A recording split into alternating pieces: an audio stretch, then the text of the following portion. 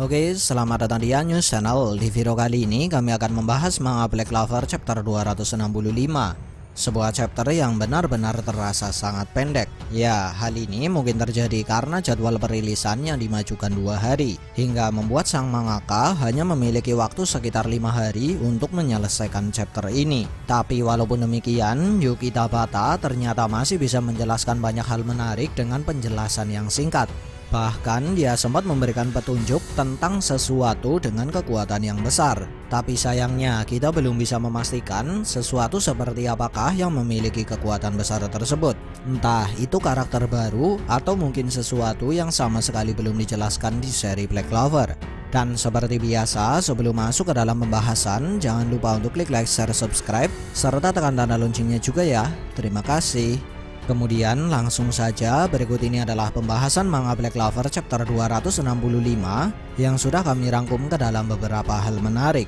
Hal menarik pertama, walaupun tidak banyak yang menyinggung tentang hal ini, tapi sadarkah kalian bahwa di saat Noel terlihat terbangun di depan Patri dan yang lain, terlihat ada banyak sekali kupu-kupu. Nah, karena kami merasa yakin kalau Yuki Tabata pasti memiliki alasan saat dia menunjukkan detail-detail kecil, kami pun kemudian mencari tahu apa maksud dari diperlihatkannya kupu-kupu di sini. Di mana menurut beberapa sumber, ternyata kupu-kupu sendiri merupakan hewan yang bisa dijadikan indikator baik atau buruknya suatu lingkungan. Atau dengan kata lain, bila ada banyak kupu-kupu dengan warna cerah, maka tempat tersebut masih terjaga dan belum tercemar oleh polusi. Ya, itu bila di dunia nyata. Dan di dalam dunia Black Clover, hal ini mengindikasikan bahwa tempat tersebut terdapat semacam dewa penjaga yang masih melindungi tempat tersebut dengan baik. Hal menarik kedua, Noel, Mimosa, Nero, Charmy, Luck dan juga Leopold terlihat tertidur dan terbangun di sebuah tempat yang terbuat dari semacam ranting pohon dan rumput. Lalu dari fakta yang memperlihatkan kalau mereka sudah tidak memiliki luka, maka ada kemungkinan kalau tempat mereka tidur dan terbangun merupakan sebuah tempat yang memiliki kemampuan penyembuh. Bahkan ada kemungkinan juga kalau kemampuan penyembuh dari tempat tersebut jauh lebih besar dari sihir penyembuh milik Fana. Karena faktanya Patri lebih memilih untuk membawa mereka dari kerajaan hati untuk disembuhkan di tempat tersebut. Ya, kalaupun sihir penyembuh milik Fana lebih hebat, seharusnya kan Patri dan Fana bisa menyembuhkan mereka di kerajaan hati tanpa membawanya ke desa elf. Dan bila ini memang benar, maka bisa kita katakan kalau di pertarungan sebelumnya Noel dan yang lain sudah terluka sangat parah. Hal menarik ketiga, selain memiliki tumbuhan dengan bentuk yang terbilang aneh dan beberapa yang memiliki ukuran yang sangat besar, di tempat Noel terbangun terlihat ada beberapa hewan yang memiliki bentuk yang aneh, hingga membuat tempat tersebut terlihat sangat berbeda dari kondisi di kerajaan Clover. Dan sepertinya hal inilah yang sudah membuat Noel sempat terlihat terkejut setelah dia terbangun. Lalu mengapa tumbuhan dan hewan yang berada di sana terlihat berbeda dari hewan dan tumbuhan di kerajaan Clover? Ya, menurut kami hal ini bisa terjadi karena tempat tersebut diselimuti oleh mana yang tebal, seperti apa yang dikatakan oleh Noel. Dan bila ini memang benar, maka bisa kita katakan bahwa keberadaan dari mana di dunia Black Clover dapat mempengaruhi pertumbuhan dari makhluk hidup. Lalu mengapa mana bisa mempengaruhi pertumbuhan dari makhluk hidup? Nah, untuk hal ini belum dijelaskan secara detail oleh sang autor, tapi tidak menutup kemungkinan kalau hal ini nantinya akan berhubungan dengan teknik mana zone, mana metode, atau bahkan kekuatan anti sihir. Di mana metode dan mana zone sendiri memang berhubungan dengan mana yang ada di alam. Sedangkan kekuatan anti sihir bisa dikatakan terhubung dengan hal ini karena saat pertama kali Asta menggunakan kekuatan anti sihir, sempat diperlihatkan bahwa rerumputan yang berada di sekitarnya menjadi layu. Oh ya, dengan munculnya desa elf yang berada di tempat terpencil ini, sang autor seolah sudah mengisyaratkan bahwa masih ada tempat-tempat terpencil lain yang belum terjamah dan belum diceritakan di seri Black Clover. Terlebih lagi, ekspresi terkejut Noel sudah mengisyaratkan kalau dia baru pertama kali melihat tempat terpencil seperti ini. Dan karena hal inilah kami berharap agar Yuki Tabata dapat segera mengeksplorasi tempat-tempat terpencil yang lain. Hal menarik keempat, walau sebelumnya ada beberapa terjemahan fans yang menyebutkan kalau desa elf yang baru memiliki nama Erusia atau Ereusia, Tapi lewat terjemahan resmi bisa kita pastikan bahwa desa elf yang baru memiliki nama Elysia dan lokasinya berada di dalam Strong Magic Region, jauh di dalam pedalaman kerajaan hati. Dan dari peta dunia Black Clover bisa kita simpulkan kalau lokasi Elysia berada di antara kerajaan hati dan juga kerajaan Spade. Lalu seperti yang sudah kami jelaskan di video sebelumnya, nama Elysia sepertinya sudah terinspirasi dari Elysium yang bersumber dari mitologi Yunani. Nah, karena hal inilah tidak menutup kemungkinan kalau cerita para elf ke depannya akan berhubungan dengan mitologi Yunani.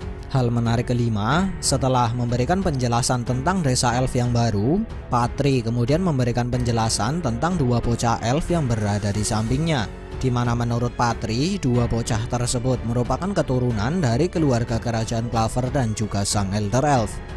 Ingat ya, Patri hanya mengatakan kalau dua bocah tersebut merupakan keturunan, bukan anak secara langsung. Hal menarik keenam, mendengar penjelasan dari Patri, Nero pun kemudian teringat dengan Tetia. Dan dari adegan ini bisa kita simpulkan dua hal. Pertama, sebelum Nero membantu Lumiere 500 tahun yang lalu, Nero sempat mengobati luka Tetia.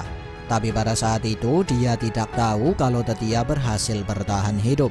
Kedua, Tetia dan juga sang Elder Elf memiliki anak kembar. Tapi hanya ada satu anak yang berhasil bertahan hidup, dan satunya lagi meninggal karena tragedi 500 tahun yang lalu.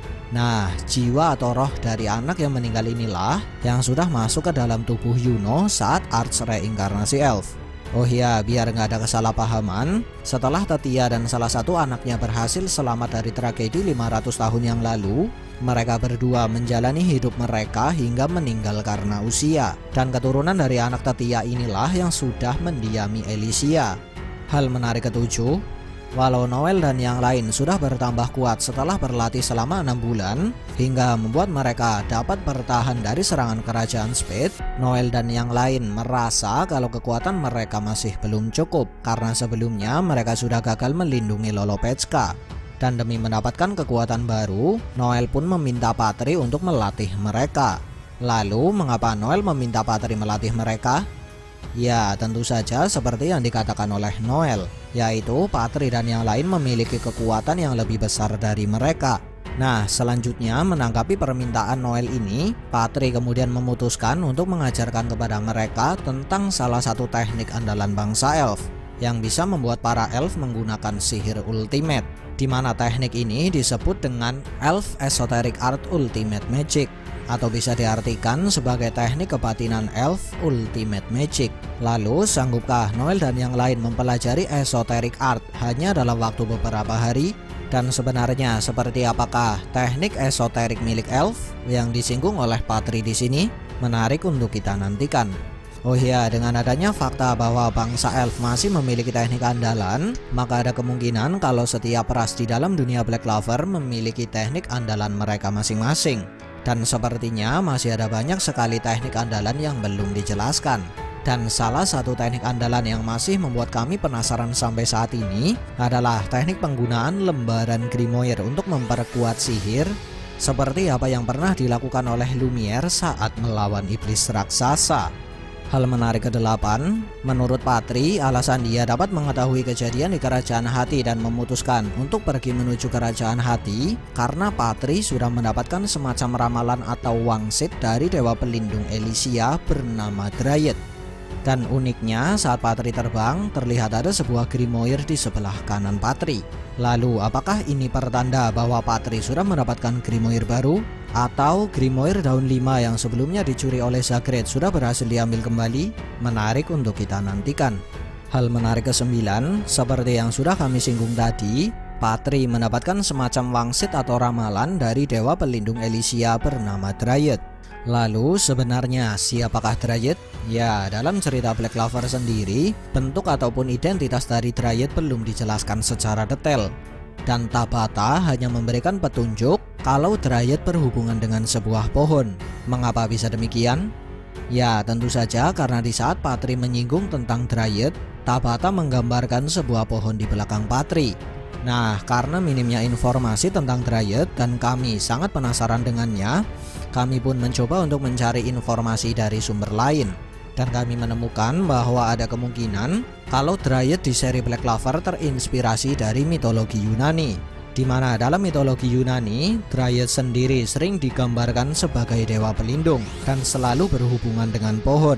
Sedangkan wujudnya sendiri memiliki beberapa versi. Ada yang mengatakan kalau Dryad memiliki wujud seorang gadis, dan ada yang mengatakan kalau Dryad berwujud sebuah pohon. Lalu bila Dryad di seri Black Clover memang terinspirasi dari mitologi Yunani, maka cukup masuk akal bila kedepannya akan muncul banyak nimfi di cerita Black Clover. Mengapa bisa terhubung ke nimfi? Ya tentu saja karena Dryad sendiri merupakan salah satu dari sekian banyaknya jenis atau tipe nimfi. Lalu apa itu nimfi? Ya singkatnya, nimfi adalah perwujudan dari alam itu sendiri, dan dia sering disebut juga sebagai dewa pelindung dari suatu wilayah atau tempat tertentu. Dan menariknya di sini, dari sekian banyaknya nimfi, ada beberapa nimfi yang bertugas di Underworld, seperti Lampedis, Orphni, Lius, dan lain-lain. Lalu mungkinkah Iblis Asta akan memiliki hubungan dengan para nimfi ini? Menarik untuk kita nantikan. Ya sebenarnya penjelasan tentang nimfi masih sangat panjang, tapi untuk saat ini cukup itu dulu ya. Sekian dari kami and see ya.